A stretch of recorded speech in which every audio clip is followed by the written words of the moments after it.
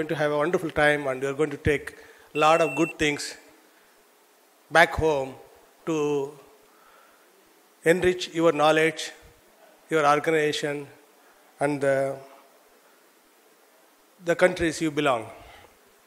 I think it's a wonderful opportunity for all of you to share your knowledge and also learn from each other and encourage good practices around the world. Just my background, I was an engineer for many, many years. About 10 years in the Silicon Valley and back in Bangalore about 6 years or so. Then one day I decided to do something entirely different and went to politics and contested in 2009 election, and I was in parliament for 5 years and now back to industry for a while. I think I belong to those days where I think set UID was still a good feature in the Linux. I'm not sure if you guys are still using it.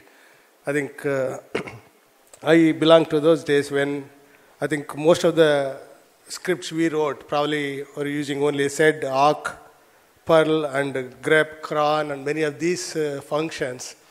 And sometimes probably I'm not sure if you are still using expect. I think there's one programming language called expect to automate the telnet process. So I belong to those days, and I wrote my own database programs, and I was not comfortable using the existing database applications or the software components which are available in those early 90s. Well, today we have moved on, and I had a couple of meetings with the FBI headquarters and also in Pentagon and many of these organizations, both in the United States and also some of the key organizations in India. I work very closely with the DRDO, and Dr. Nayak is also here. I think one of the very key member of the DRDO. I think he's going to share a lot more on the DRDO plans and the different strategies and the importance of your work related to the country. What I gathered from my public life is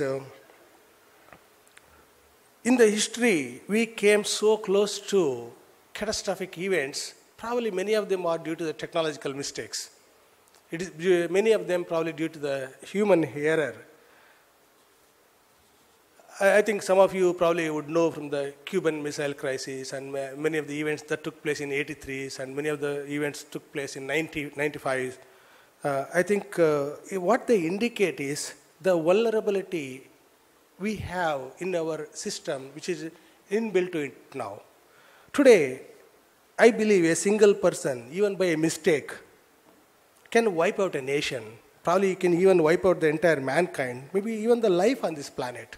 That's where we live now. That is a kind of sensitivity we belong to now. And this could be even unintentional, and these technological errors can lead to many unintentional and ultimate catastrophe. So this is not something, it's just an imagination, but many of you probably even know these things are real. So what it means to us, I wonder sometimes, we may even exist here, not because of the wonderful secure things we built for ourselves. Probably it is because someone did not exploit our vulnerabilities. Probably that's why we exist. So that means there is an opportunity for us to plug these holes, and at the same time, not only our design philosophy also probably need to change. Today, I think we are more of a just build, test, ship it. I think we need to move from that concept to, we have to really as a community, as an organization, as a mankind, we need to figure out what are the things that will make us more guaranteed systems by design and by architecture, not necessarily just build, test it, if it works, ship it. That kind of model is always going to keep the vulnerabilities because they are basically as good as our tests. I think we have to focus as an industry to deliver things which are more robust by architecture and design.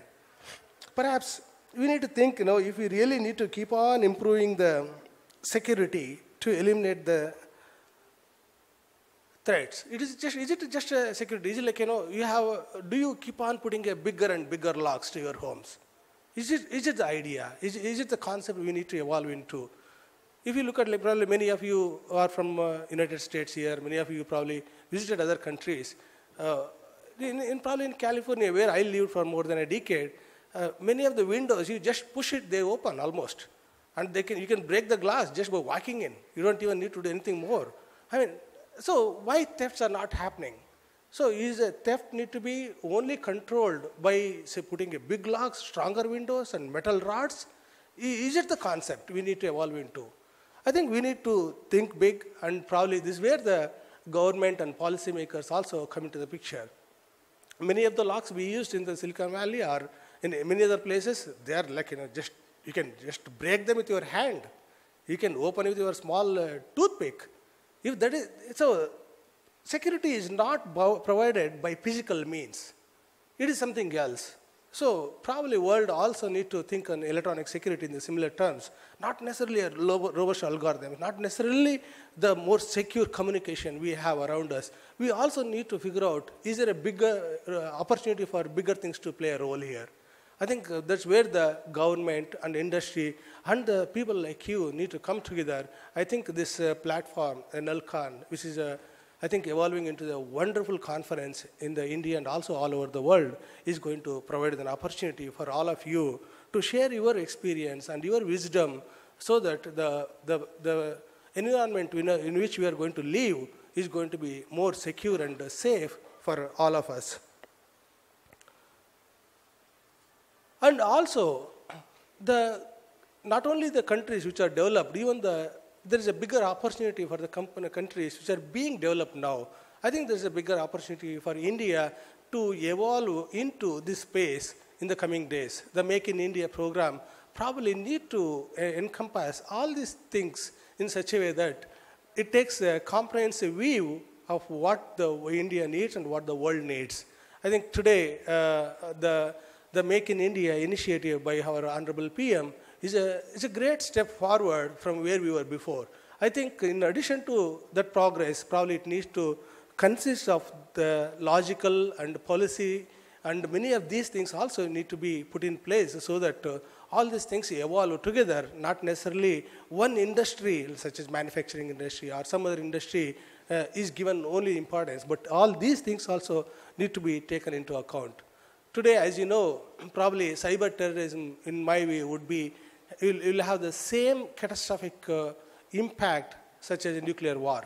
I don't think we can underestimate the importance of what can possibly happen if these vulnerabilities are exploited to their fullest extent. So in other words, I think the community here has a bigger role to play, and you may think that it is just hacking for the fun. No, it is not necessarily for it. I think it has a very important role. I think the people like us, politicians, parliament, and the governments need to understand the importance of this community right here, and need to provide the environment for them to work and contribute for the safer nations and the safer countries and safer world and safer mankind, for a safer life on this planet, because we don't even know if there is a life elsewhere. So I think we need to make sure we do not take a wrong step by single man-made mistake that can probably wipe us out. So I think you have an important role to play. I think the world needs to acknowledge that. I think the platform which is created now at nullcon certainly is going to provide a wonderful place for you to exchange your views. And there are many, many distinguished guests here in the front line, and also they are coming today. I think the Honorable Minister, Mr. Manohar Parrikar, was also expected. I'm not sure what time he may be able to make it there. I think he is working very hard to make this nation come in par with other nations in the defense and many other technological areas. And you're going to hear a lot more from other speakers as well. I think it is a great day, and I wish you all the best, and you have a great day. Thank you so much.